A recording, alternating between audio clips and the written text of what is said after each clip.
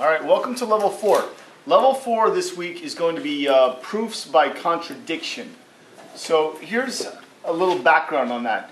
You guys remember in inductive reasoning we had conjectures. How do you prove a conjecture is false?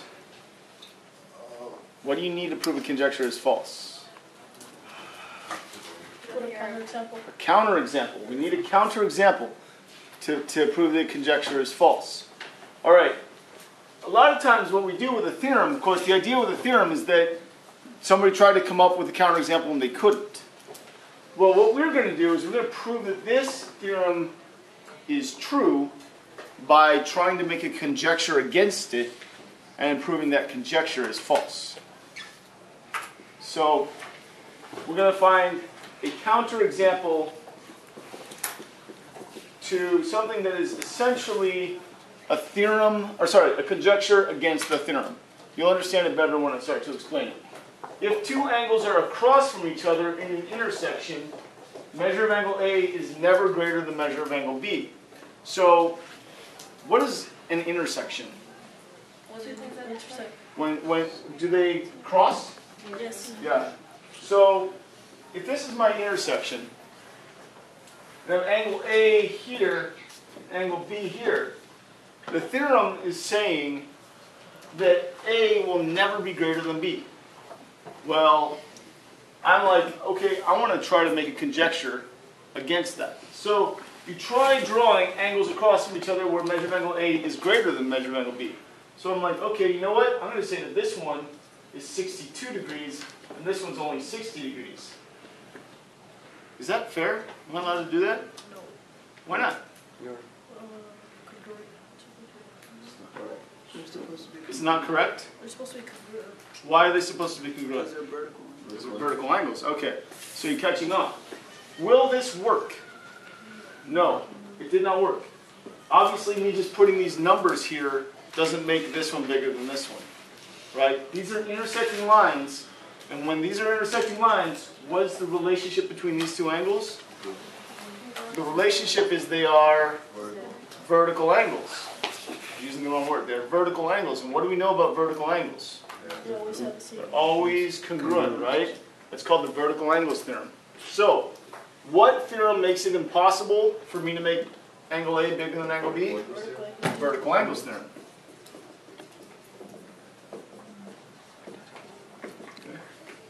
Okay. Good.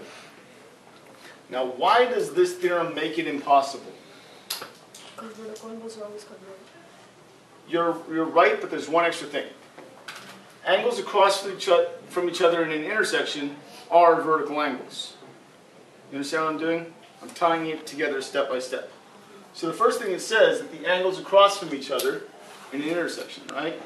So angles across, right, across from each other in an intersection are vertical angles. Vertical angles are what? Congruent. Therefore, and here's the thing I want you guys to get down as your format, your conclusion now. After the word therefore, write this exact phrase. Whatever it says there, because you've proven it to be true. So you don't want to change the meaning one bit. You want to write exactly what it says.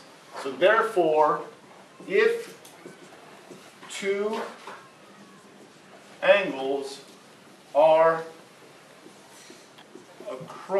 across from each other in an intersection, measure of angle A is never greater than measure of angle B. Haven't got it. Okay?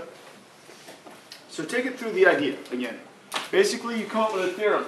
The first theorem you'll see is always kind of a minor theorem. It's not like a big deal theorem like the Pythagorean theorem. All right? if two angles are across from each other in an intersection, measure of angle B is never greater than measure of angle, measure of angle A is never greater than measure of angle B. So somebody basically started to notice a pattern, right? They made a conjecture. He said, you know what, I noticed that this one's never bigger than this one, right? Okay, maybe that's all they noticed, but they couldn't find a counterexample. So what we try to do is we try to make a conjecture against it. We try to draw angles across from each other where measure of angle A was bigger than measure of angle B, and did it work? No, it didn't work. Why didn't it work? Well, because we already know vertical angles theorem makes it impossible for us to do that. Therefore, angles across from each other in an intersection are vertical angles are congruent, and therefore, if two angles are across from each other in an intersection, measure of angle A is never greater than measure of angle B. That's how we write a proof by contradiction. Does that make sense to you guys? Would you like to do a different one about a different subject? Mm-hmm. Yep. All right. I got a good one.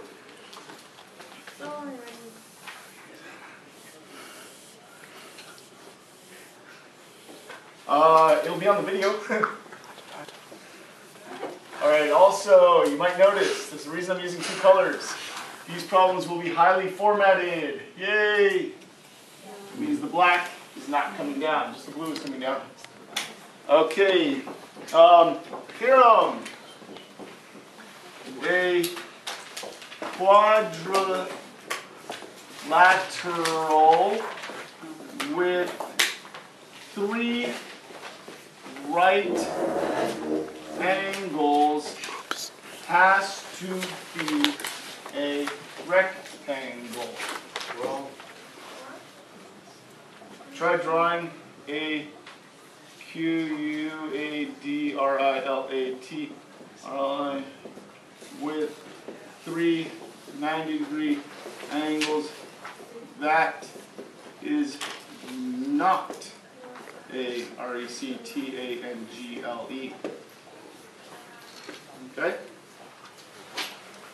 So this one's going to stay up here, but follow along, and I want you guys to think this one through, because this one's maybe a little bit more difficult. The quadrilateral with three right angles has to be a rectangle. Does that seem true or false to you guys? Just without thinking, does it seem true or false? He says false. False. You guys are all saying false, huh? Okay. You want to prove this theorem true by contradiction.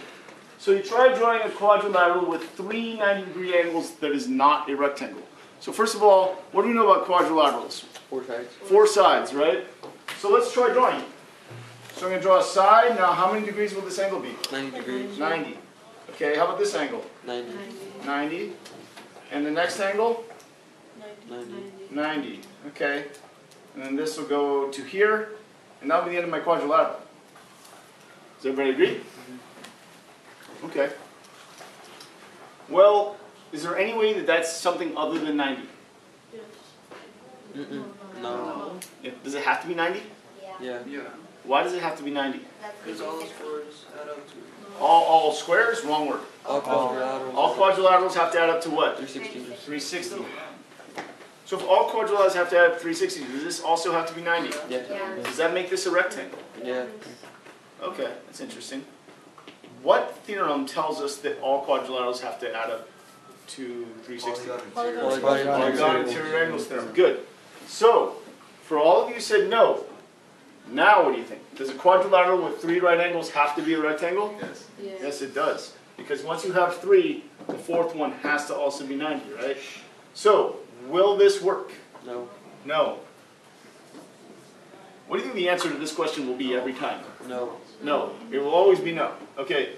What theorem makes it impossible for us to make the quadrilateral with three right angles that is not a rectangle? Polygon interior. Polygon interior angles theorem. The short way of writing that, instead of writing polygon interior angles theorem, the short way of writing it is this. N minus 2 times 180. After all, how many sides does a quadrilateral have? 4. 4. What's 4 minus 2? 2. 2. What's 2 times 180? 360. The fact that we knew that this had to add to 360 proved to us that that had to be 90. Does that make sense? Yeah. And the fact that they're all 90 proved to us that this is indeed a rectangle. Right? So, why does this theorem make it impossible? Well, all quadrilaterals have how many sides? 4. 4. Have 4 sides. What's 4 minus 2? 2. 4 minus 2 equals 2. 2 times 180 is 360. 360. If you have 3 90-degree angles, well, 90 plus 90 plus 90 equals 270. So, therefore, the fourth angle also equals what? 90. It has to. And then, we've done everything we need to prove. See, quadrilaterals have 4 sides. You plug the 4 into this formula. 4 minus 2 is 2. 2 times 180 is 360. So you know how to add the 360.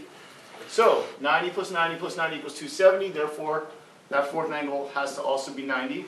If you have 4 90-degree angles, do you have a rectangle? Yes. So, you can conclude by saying, therefore,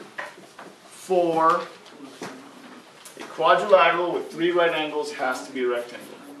And we always conclude with therefore, restate the theorem. Okay? How do you guys feel about this? Easy. I'd like to hear that. Okay, cool. Good luck. Thank you very much. And see you in class.